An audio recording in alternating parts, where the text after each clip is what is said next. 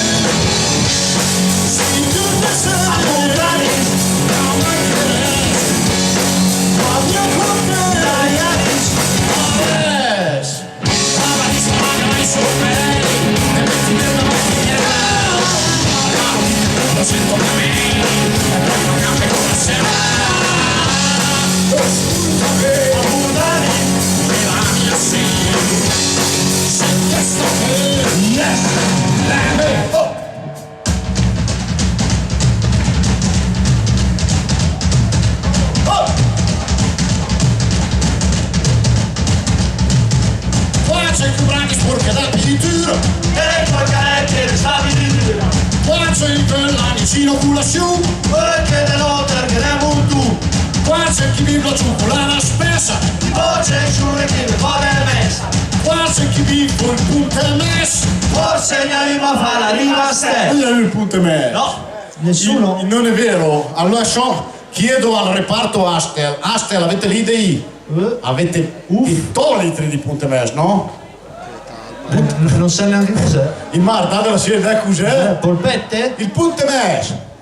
Quei film tipo il Vish Fenech, il Varo Vitali, che c'era Gianfranco D'Angelo che entrava al bar e tirava fuori il pacchetto di Muratti davanti alla telecamera, proprio con la scritta Muratti verso la telecamera facevano.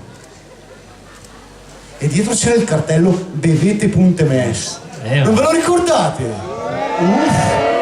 Cioè, tanto non siete giovani, almeno molti di voi adesso non riescono a nascondere le rughe con agilità.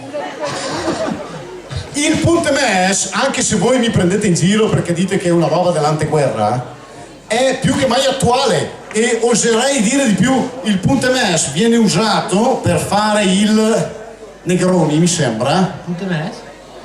O il Manhattan. Il Manhattan. Il Negroni.